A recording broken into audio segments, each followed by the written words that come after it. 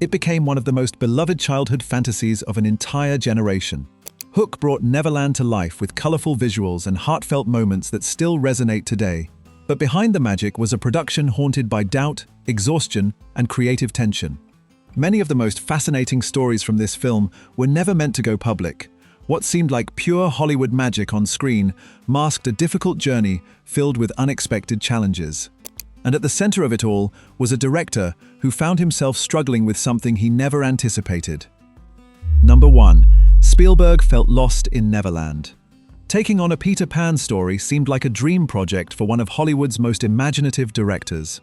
Steven Spielberg had long been drawn to the idea of a grown-up Peter returning to Neverland, and the concept felt deeply personal. But once cameras started rolling, something unexpected happened. The director who had brought wonder to life in so many films found himself emotionally disconnected from his own vision. It was a creative crisis he had never experienced quite like this before. Despite his passion for the source material, Spielberg struggled to translate that love into the execution of the film. The sprawling production, massive sets, and constant creative decisions became overwhelming. He later admitted that he felt lost during much of the shoot, uncertain whether the movie was coming together the way he had imagined. The pressure of delivering another blockbuster only intensified his internal doubts about the project's direction. This inner conflict influenced nearly every aspect of the production. His uncertainty trickled down to cast and crew, setting the tone for a challenging shoot. What should have been a joyful experience became something far more complicated. The director's emotional distance from his own project would shape the entire filmmaking journey that followed, leaving a mark that would take years to fully understand. Number 2. Robin Williams wasn't the first pick. Finding the right actor for Peter Banning proved to be one of the production's earliest challenges. The role required someone who could balance broad comedy with genuine emotional depth. Studios debated endlessly about what type of performer could embody both a workaholic lawyer and the legendary boy who never grew up. It was a unique acting challenge that few performers could realistically pull off convincingly. Several names were considered before Robin Williams entered the conversation. The search focused on actors who could handle the physical demands of the role while also delivering heartfelt family moments. Executives wanted star power, but they also needed someone audiences would believe as both a disconnected father and a rediscovered hero.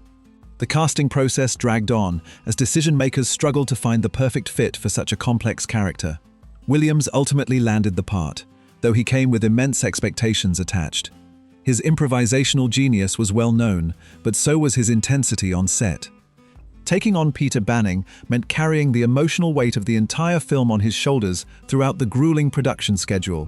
His casting became central to the movie's identity, and his performance would define how audiences connected with this reimagined tale of Neverland. Number 3. Hook's personality kept changing. Creating the perfect villain for this reimagined tale required constant adjustment throughout filming. Captain Hook needed to be menacing enough to feel dangerous, yet comedic enough to fit the film's whimsical tone. Finding that balance became an ongoing challenge that lasted until the final weeks of production. It was a delicate creative tightrope that required patience and constant experimentation from everyone involved. Dustin Hoffman worked closely with Spielberg to shape the character's personality. Together, they experimented with different levels of theatricality and threat. Some days Hook leaned toward pure comedy, while other days emphasized his darker side.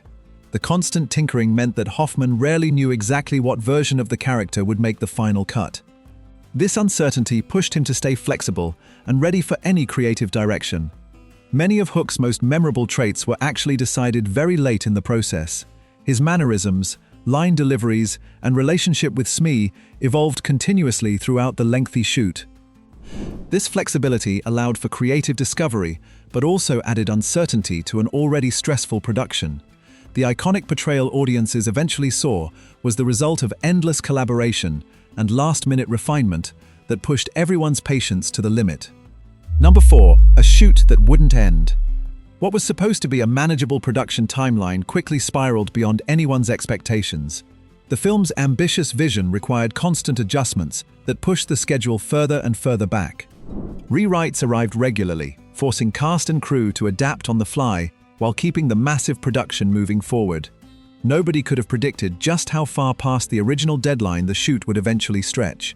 Massive practical sets created their own complications, requiring extensive setup and lighting adjustments for nearly every scene. Technical challenges with flying rigs and special effects added even more delays. Each solution seemed to create a new problem, and the extended shoot began wearing on everyone involved. The complexity of bringing Neverland to life proved far greater than initial planning had anticipated. The prolonged production increased stress levels across the entire crew.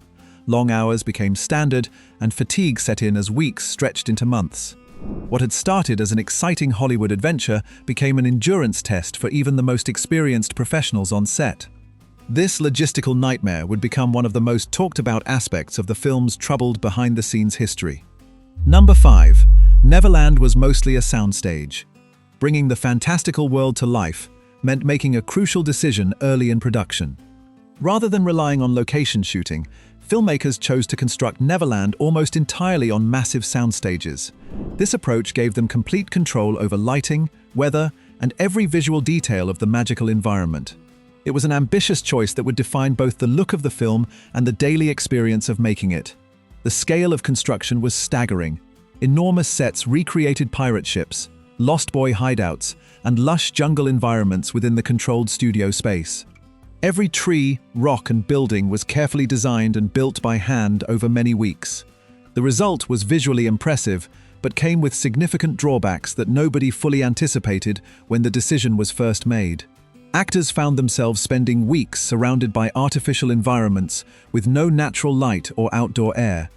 The isolation of soundstage work made performances more challenging and contributed to the overall fatigue plaguing the production. While the sets looked magical on camera, the reality of working within them was far less enchanting for everyone involved. The creative choice came with hidden costs that affected morale throughout the lengthy shoot. Number 6. Lost Boys were told to be wild. Capturing the chaotic energy of children who had never grown up required an unconventional approach to directing. Spielberg encouraged the young actors playing the Lost Boys to improvise freely during their scenes. He wanted their performances to feel genuinely chaotic and childlike rather than rehearsed and polished. This decision created an atmosphere of playful spontaneity that matched the spirit of Neverland itself and kept the energy on set unpredictable. The young performers embraced this freedom with enthusiasm. They were given permission to be loud, messy, and unpredictable in ways that traditional film sets rarely allow. Spielberg believed that authentic childhood energy could not be scripted, so he let the cameras roll, while the kids invented moments on the spot. The approach captured genuine reactions and interactions that felt refreshingly real and impossible to replicate through traditional direction. However, this creative freedom came with its own set of challenges. The inconsistency of improvised performances made editing far more complicated than expected. Editors spent countless hours shaping order from the spontaneous chaos that had been captured on film, while the final result conveyed the wild spirit Spielberg wanted. Achieving it required patience and extensive work in post-production to create cohesive scenes. Number 7. Tinkerbell was a lonely role. Playing a magical fairy, surrounded by full-sized humans, presented unique challenges that went far beyond wearing a sparkling costume. Julia Roberts took on the role of Tinkerbell, knowing it would require extensive special effects work. What she may not have fully anticipated was just how isolating the experience would become during the long months of production on the already troubled set. The technical requirements of the role meant Roberts often performed completely alone. She acted against blue screens and empty spaces where her co-stars would later be added digitally. Delivering emotional performances without anyone to react to proved incredibly difficult, even for an actress of her caliber. The isolation stripped away the collaborative energy that typically fuels on-set creativity and connection between performers. This loneliness took a toll as the production stretched on. Roberts had to find ways to generate genuine emotion while essentially performing in a void. The demanding nature of the role pushed her acting abilities in unexpected directions. What appeared effortless and magical on screen actually required tremendous mental focus and emotional stamina to achieve under such unusual working conditions throughout the extended shoot. Number 8. Exhaustion became the norm. As weeks turned into months, the grueling pace of production began taking a visible toll on everyone involved. The combination of long shooting days, constant script changes, and technical difficulties created an atmosphere of persistent fatigue. What had begun as an exciting project gradually transformed into a survival exercise for cast and crew alike. The initial enthusiasm slowly gave way to weary determination. The relentless schedule left little time for rest or recovery between demanding scenes. Actors arrived early for makeup and wardrobe, spent long hours under hot lights on massive sets, and often stayed late for additional takes. Crew members worked even longer hours preparing and striking elaborate setups. The physical and mental drain became impossible to ignore as the production continued well past its original end date, with no clear finish line in sight. Despite the exhaustion, professionalism kept the production moving forward. Everyone understood the stakes involved in a major Steven Spielberg film and pushed through their fatigue. The upbeat, whimsical tone of the final movie gave no hint of the serious weariness behind the scenes. Audiences watching the colorful adventure had no idea just how much effort and endurance went into creating each magical moment they enjoyed. Number 9. The food fight got out of control. What started as a simple scene of playful chaos evolved into one of the most elaborate sequences in the entire film. The food fight between Peter and the Lost Boys was originally conceived as a brief, light-hearted moment, but Spielberg kept expanding his vision, adding more gags, more mess, and more spectacular imagery with each passing day of shooting. His creative instincts pushed the scene far beyond its original scope. The director's enthusiasm for the sequence pushed the production team to their limits. Mountains of colorful fake food were created, thrown, and cleaned up repeatedly over many days of filming. What should have been a quick scene became a logistical operation requiring extensive planning, multiple camera setups, and enormous quantities of edible and inedible props that needed constant replacement between takes. The escalating ambition turned the food fight into one of the most expensive sequences in the entire production. Crew members worked overtime to manage the chaos while maintaining safety standards on set. The final result was visually spectacular and became one of the film's most memorable moments, but behind the scenes, it represented everything challenging about this particular shoot. Creative ambition repeatedly clashed with practical limitations throughout filming. Number 10. The score held the film together. When the footage started coming together in editing, it became clear that something was needed to unify the uneven material. John Williams stepped in with a musical score that would prove essential to the film's emotional impact. His compositions added depth and feeling to scenes that might otherwise have felt disconnected from one another. The legendary composer faced one of the most challenging assignments of his celebrated career. Williams faced significant pressure to deliver music that could elevate the entire project. He worked closely with Spielberg to identify moments that needed additional emotional support through orchestration. The composer crafted themes for adventure, nostalgia, and family that wove throughout the film. His ability to enhance storytelling through music became more crucial than anyone had initially anticipated during the planning stages. Many fans and critics who had mixed feelings about the film still praised the score as its strongest element. The sweeping orchestral arrangements captured the wonder and heart that the production had struggled to achieve consistently on set. Williams transformed potentially awkward transitions into flowing emotional journeys. His contribution proved that great music can rescue uncertain footage and create cohesion where little existed before. Number 11. Williams took Peter personally. The role of Peter Banning struck a deeply personal chord with the actor chosen to bring him to life. Robin Williams connected with the character's journey on an emotional level that went beyond typical preparation. The theme of a man who had forgotten his childhood and lost touch with his own children resonated with Williams in profound ways. He approached the material not just as a performance but as something meaningful to his own life and experiences as a father. This personal investment shaped every aspect of how Williams portrayed the character.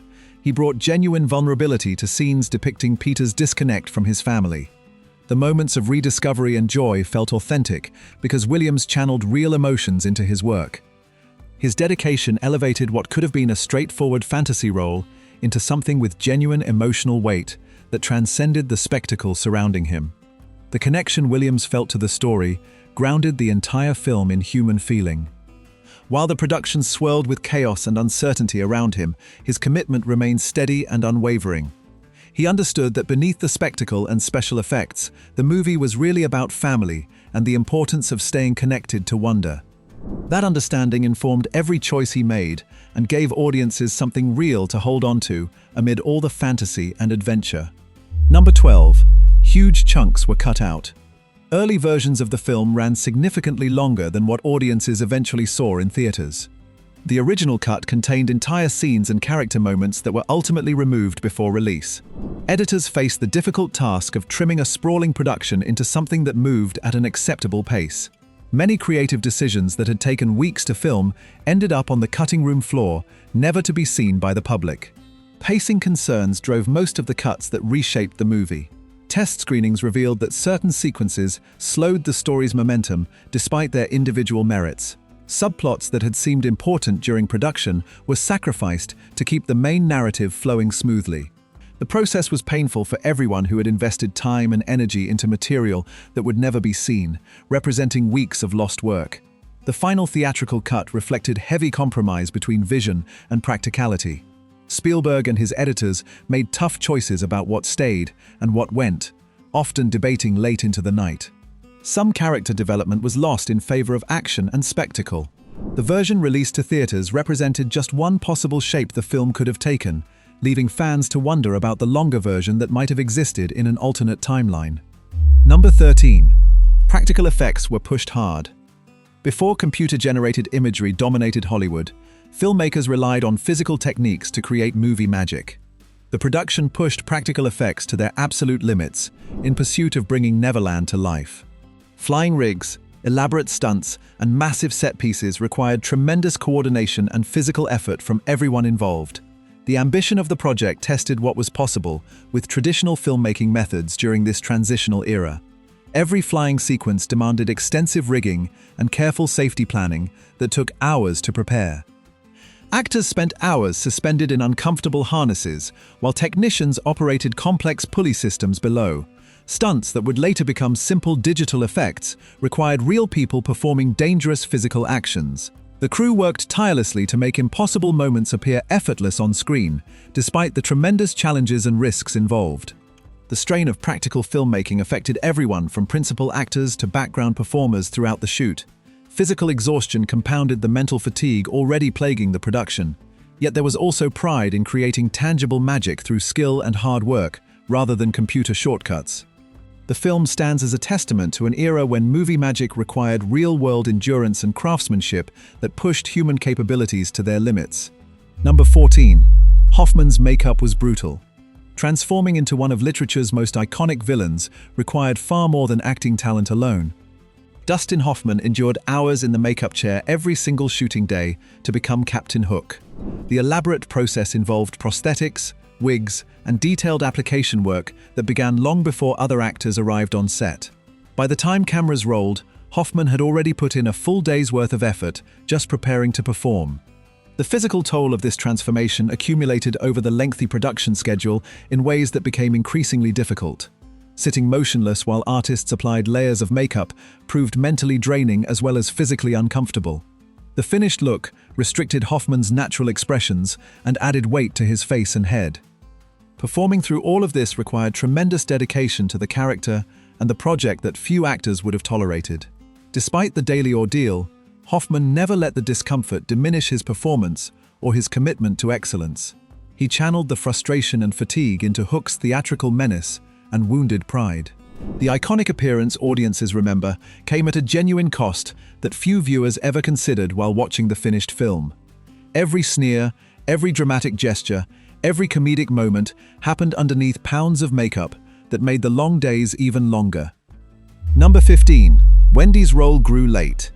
The character connecting Peter's past to his present became increasingly important as the script evolved during production. Granny Wendy was originally conceived as a smaller supporting role in the story. But as rewrites continued, Spielberg recognized the emotional power this character could bring to the film.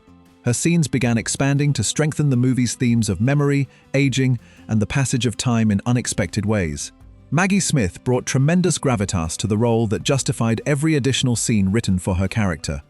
Her presence added weight to the fantasy elements by grounding them in genuine human emotion and lived experience. The relationship between the elderly Wendy and the adult Peter provided crucial context for the entire adventure. Smith's performance reminded audiences that this story was about more than pirates and flying children. Wendy became the essential bridge between the original Peter Pan tale and this new chapter in the mythology. Her memories of the boy Peter once was gave the audience permission to believe in the transformation they were witnessing. The expanded role strengthened the film's emotional core in ways the original script had not fully realized. It was a creative decision that emerged organically from the collaborative chaos of the troubled production and became one of its greatest strengths. Number 16. Spielberg doubted the movie midway. Halfway through production, the director found himself questioning whether the entire project was working at all. Spielberg experienced a crisis of confidence that went beyond his earlier feelings of disconnection. He genuinely wondered if the film would come together into something audiences would embrace. This doubt spread through the production like a quiet virus, affecting morale without anyone directly addressing it. The man who had delivered so many beloved films suddenly felt uncertain about his creative instincts. The uncertainty came at the worst possible time for a production already struggling with delays and budget concerns. Spielberg considered restructuring major portions of the story, but ultimately decided against dramatic changes. Stopping to rethink everything would have added months and millions to an already troubled shoot. The decision to push forward without major adjustments was a calculated gamble, with enormous stakes that could easily have backfired if the final product failed to connect with audiences. Cast and crew sensed their leader's wavering confidence, even when he tried to hide it behind his usual enthusiasm. The energy on set shifted as people began wondering if their hard work would amount to anything meaningful. Yet professionalism prevailed, and everyone continued giving their best, despite the underlying tension and unspoken concerns. It was a testament to the dedication of everyone involved that the production kept moving forward through such a difficult creative period, without falling apart completely. Number 17. Lost Boys bonded for real. Something unexpected happened among the young actors cast as the legendary group of Eternal Children. The boys playing these iconic characters developed genuine friendships that extended far beyond their time on camera. What began as professional relationships between child performers transformed into real connections that influenced everything they did on set. This authentic camaraderie became visible in their performances and added a layer of believability that could never have been manufactured. The off-screen bonds shaped on-screen chemistry in ways that could never have been scripted or directed by even the most talented filmmaker. When the Lost Boys interacted with each other, audiences sensed real affection and familiarity rather than acting. Their playful energy together came from hours spent bonding between takes and during the long waits that film production requires. Spielberg noticed this chemistry and made sure to capture it whenever possible, often letting cameras roll during unscripted moments. This closeness was never part of any planned strategy by the filmmakers or casting directors. It emerged naturally from throwing a group of young performers together for months of intensive work in an unusual environment. The genuine friendships became one of the film's most authentic and endearing qualities that resonated with viewers of all ages. In a production plagued by uncertainty and challenges, the Lost Boys represented something pure and unplanned that added real heart to the fantasy adventure. Number 18. The studio wanted a mega hit. Enormous expectations weighed on the production from the moment it was announced to the public. The studio had invested heavily in what they believed would be a guaranteed blockbuster success with worldwide appeal. Spielberg's track record of delivering massive hits created assumptions about what this project would achieve at the box office. Everyone involved felt the pressure of those sky-high expectations bearing down on every decision made during the lengthy production process. The director's previous successes with adventure films had set a bar that seemed almost impossible to clear once again. Studio executives anticipated returns that would rival his greatest commercial triumphs of previous years.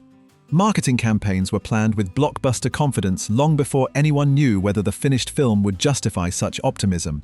The weight of these assumptions affected creative choices throughout the troubled production and added stress to an already demanding shoot.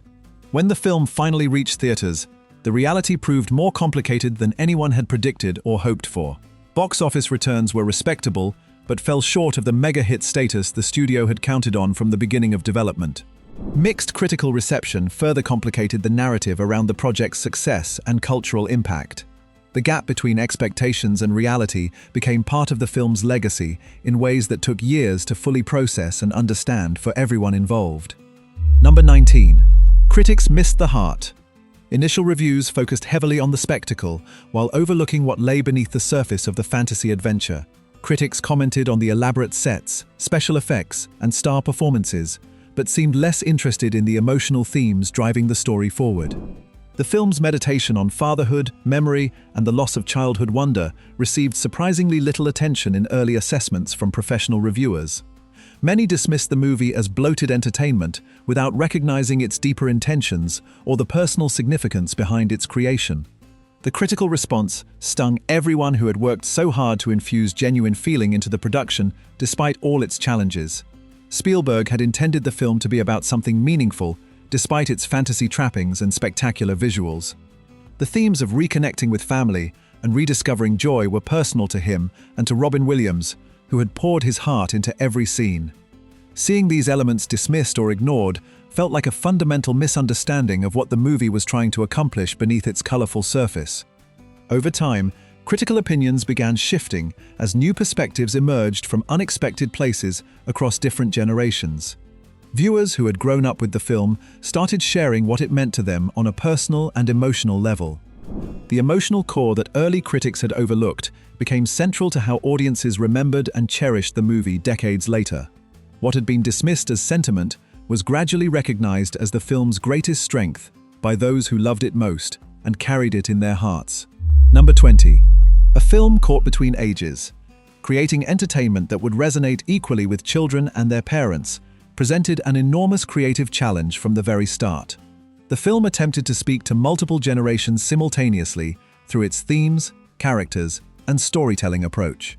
Kids could enjoy the adventure and fantasy elements, while adults would connect with the deeper messages about growing up and losing touch with wonder.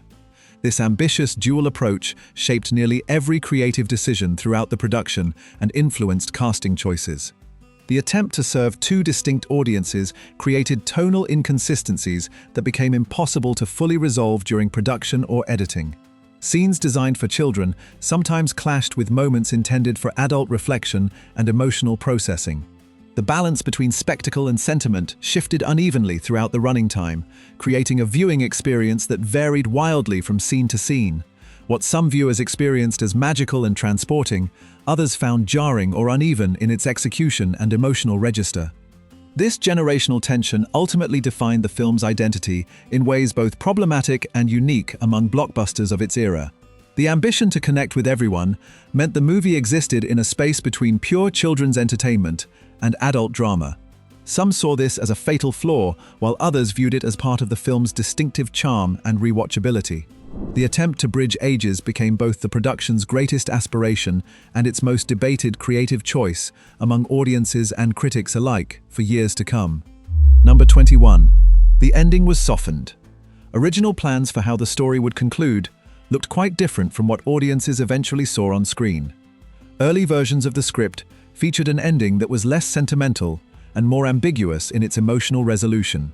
The tone was intended to be bittersweet rather than purely heartwarming, leaving viewers with more complicated feelings about Peter's journey back to his family. As production continued and the film's themes became clearer, Spielberg reconsidered this approach and what it would mean for audiences. The decision to emphasize warmth and family came late in the filmmaking process, after much internal debate among the creative team. Spielberg felt that after everything audiences would experience during the adventure, they deserved an emotionally satisfying conclusion.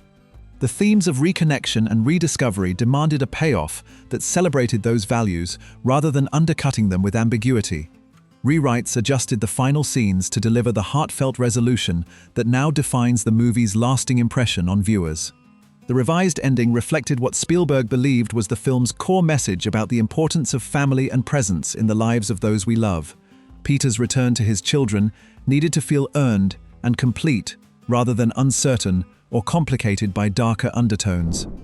While some might argue the original concept had more artistic complexity, the softened ending gave audiences permission to leave theaters feeling uplifted and hopeful. It became the emotional capstone that many viewers remember most fondly and return to again and again throughout their lives. Number 22. Flying took a physical toll. Soaring through Neverland looked effortless and magical on screen, but the reality behind those sequences was anything but comfortable for the performers. The flying scenes required actors to spend hours, suspended in harnesses that dug into their bodies with every movement and take. What appeared as graceful flight was actually achieved through painful physical endurance that tested everyone's limits repeatedly. The magic audiences saw came at a genuine cost that remained invisible in the finished film, but was felt deeply by those involved.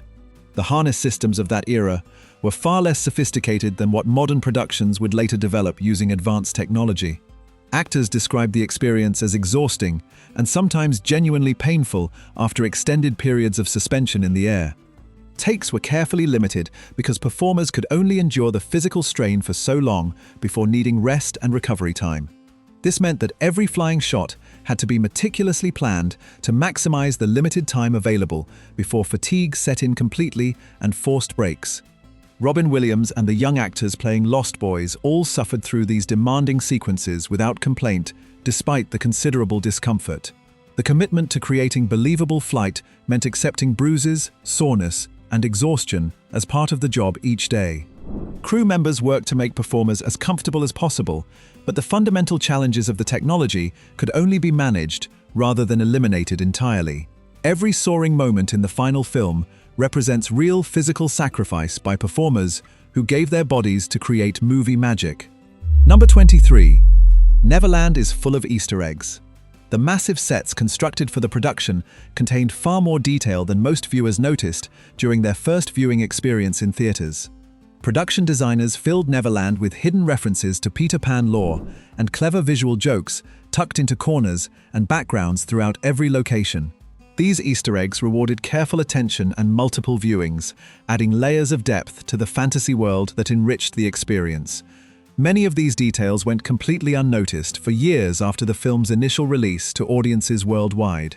References to the original J.M. Barrie stories appeared throughout the various locations built for filming on the massive soundstages. Set decorators included nods to classic illustrations, famous stage productions, and obscure details from the source material that only dedicated fans would recognize immediately. The pirate ship, Lost Boy hideout, and various Neverland landscapes all contained secrets waiting to be discovered by observant viewers.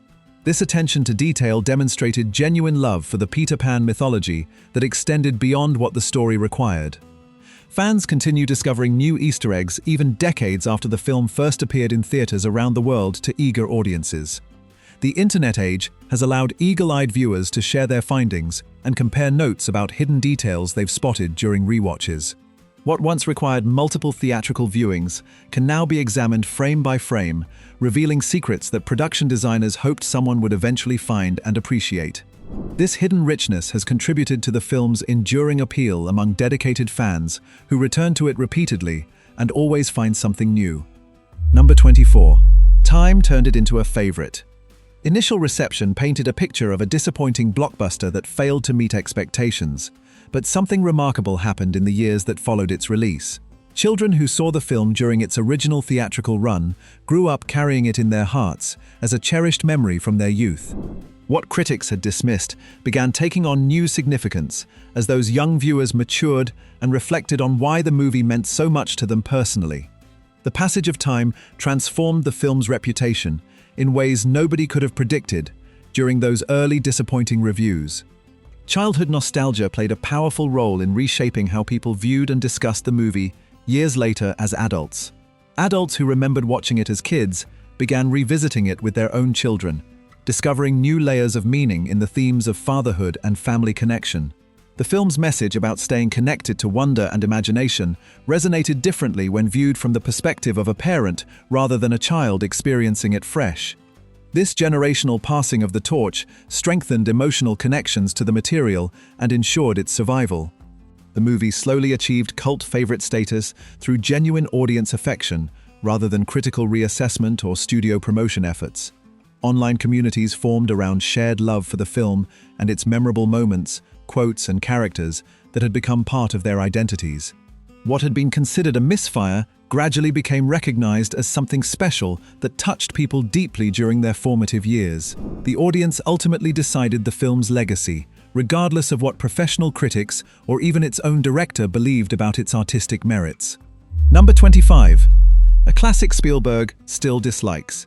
Despite decades of audience love and growing appreciation, the director has consistently maintained a critical view of his own work on this project. Spielberg has spoken publicly about considering the film one of his weaker efforts throughout his legendary career spanning multiple decades. His assessment focuses on creative decisions he believes didn't work and a final product that never quite matched his original vision for the story. This ongoing self-criticism has become part of the movie's unusual legacy and cultural story that continues to fascinate observers. The director's disappointment stems from his feeling that he never fully connected with the material during the challenging production process. He has acknowledged that his own emotional distance during filming affected the final result in ways he still regrets to this day. While he appreciates the technical achievements and performances his talented team delivered under difficult circumstances, he remains unsatisfied with how the pieces came together as a complete work. His perspective represents an artist unable to see his creation through the eyes of those who love it most passionately. Fans have learned to accept that their beloved film exists independently of its creator's feelings about it and its place in cinema history. Spielberg has graciously acknowledged the deep emotional connections audiences have formed with the movie over the years, without changing his own artistic opinion. He understands that the film means something profound to millions of people, even if it doesn't hold that same significance for him personally as a filmmaker. This disconnect between creator and audience has become one of the most fascinating aspects of the movie's enduring legacy and continued cultural relevance across generations. Hook was born from uncertainty, exhaustion, and creative tension that threatened to overwhelm everyone involved. Yet somehow, through all the challenges and doubts, something magical emerged that would touch millions of viewers for decades to come. Steven Spielberg may never fully embrace what he created, but audiences decided long ago that this film belongs to them. The themes of family, wonder, and rediscovering what matters most continue resonating with new generations who find themselves in Peter's journey. If you enjoyed learning these secrets, hit that like button and subscribe for more behind-the-scenes stories. What does Hook mean to you today, and what memories do you have of watching it for the first time? Share your thoughts in the comments below.